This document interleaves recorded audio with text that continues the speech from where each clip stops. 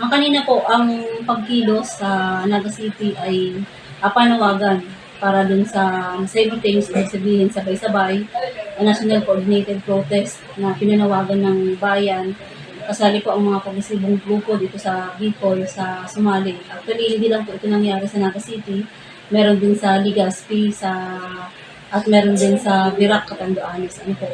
So, batay sa assessment namin kanina, kasi ito po ay spontaneous, ibig sabihin, yung mga taga-ibang distrito na dati ay pinapalahok namin sa aktibidad, ay hindi po kami nagpalahok ngayon kasi kumbaga nag-post tayo sa social media, sa mga Facebook page ng bayan at spontaneous, ibig sabihin, spontaneo natin na inimbitahan lahat ng mga makabayang Bicolano na lumahok, mga estudyante, academic, professional, mga government workers, lahat ng mga makabayang Bicolano na sawa na sa korupsyon.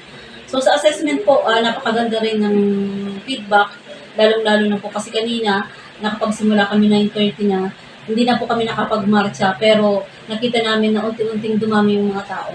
At yung mga devotees, at syempre yung dahil Peña Francia Festival ngayon, yung mga devotees ng Peña Francia, ay meron ding mga nanood, ano po, at kumbaga yung ibang mga organisasyon, galing sa mga artista, galing po sa mga ibang mga organisasyon, civic organizations, nandoon po kanina. Ayaw man nilang magsalita, pero yung kanilang presensya, kaninang umaga po sa aktibidad, ay napakaliking tulong kasi naniniwala po kami, lalong-lalo na ang Gabriela, na kumbaga hindi lang dito magtatapos yung mga pagkilos, ano po, dahil naniniwala tayo na lahat ng mga narinig, yung mga napag-usapan kanina sa mga talakayan at syempre din sa mga kumbaga ng binanggit ng mga speaker kanina, ay binanggit ko namin sa kanila na kumbaga ipalaganap sa kanilang pamilya, kapitbahay at lahat ng mga komunidad na kung saan kumbaga galit na ang mamamayan sa corruption. Kasi minsan dito sa ating lugar, lalo na dito sa Bicol, maraming mga mamamayan ang gustong sumali. Kumbaga wala lang parang right venue. Kumbaga hindi nila alam. Kaya yung mga Facebook pages ng mga iba't ibang organisasyon, nag-try din po kami mag-reach out. Kaya meron din dumating kanina. Kumbaga, at nakita naman natin, kumbaga, yung mga lahat ng mga estudyante kanina sa Ateneo, sa iba't ibang mga eskwelahan dito sa Naga City ay pumunta rin. Ibig sabihin, yung pag-cover din ng mga publications ng mga eskwelahan na ito mula sa Mariners, sa Ateneo, ay nagpapahiwatig na yung usapin ng press freedom at kasama na rin po ang media. Maraming mga media ang pumunta kanina. May press, may radyo, may TV na nag-cover para po kumbaga kanilang tunghayan at makita, marinig ang mga sasabihin ng mga speaker sa ginawa kong simultaneous na rally kaugnay po sa corruption. Ito pong malawakang rallying ito, ma'am, ang nagtulak talaga sa publiko, yung dahil po doon sa anomalous sa flood control projects. So, dito po sa isyong ito, ma'am, dito sa ating bansa, palagay niyo po, meron po ba talagang mapapanagot dito sa investigasyon ng... Sana. Kasi naniniwala pa naman po tayo, hanggang ngayon nakamonitor tayo sa kumbaga sa iba't ibang rehiyon at mga balita na nangyayari sa Metro Manila, sa iba't ibang mga rehiyon. Naniniwala tayo na dapat meron.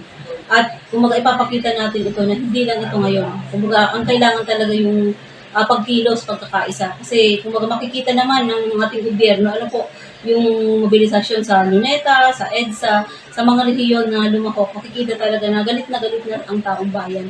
Saka kumbaga kailangan na nating tundukan ang usapin ng corruption kasi dekada na tayong niloloko at syempre yung usapin ng corruption ay alam natin na systemic yan. Ibig sabihin, magmula sa pinaka-commander-in-chief hanggang sa kumbaga mga DPWH engineers, ano po sa kaugnay sa flood controls, ay dapat naman ako. Kasi alam natin yung mga kumbaga ang inimbestigahan lang sa Senate at saka sa Congress ay mga engineers lang. Ano po, mga district engineers, mga regional directors ng DPWH. Pero kumbaga parang hindi na iimbestigahan yung mga kongresista at mga senador na involved din. At syempre, hindi po yan libre. Ang sinasabi natin na si Pangulong Bongbong ay hindi rin libre kasi isa siya sa pumipirma, last na pumipirma sa mga insertions. Kasi sinasabi nga natin yung trillion na na mga anomalya sa flood control projects, ay syempre may kinalaman din si BBM, lalong-lalo na ngayon na meron na namang tangka na pag-utang ang Pilipinas.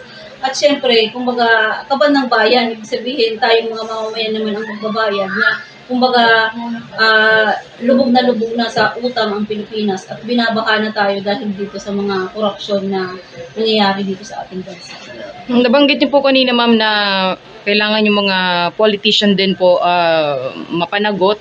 Sabi nga po ni Senator Amy Marcos, ang hinuhuli lang raw po yung mga hipon, yung dilis, bakit daw po hindi yung big fish?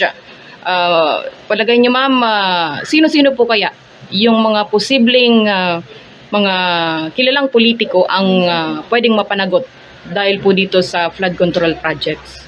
Tama po, kasi yung binabanggit sa Kongreso, di ba, kumbaga, siyempre, huwag na tayong lumayo pa. Kung dito sa Bicol, dahil, kumbaga, isa sa kontrobersyal na alam naman natin, nung panahon ng last year, ano po, yung usapin ng insertions ay ang chairman ng Committee on Appropriation sa Congress ay si Representative Saldiho ng Ako Bicol.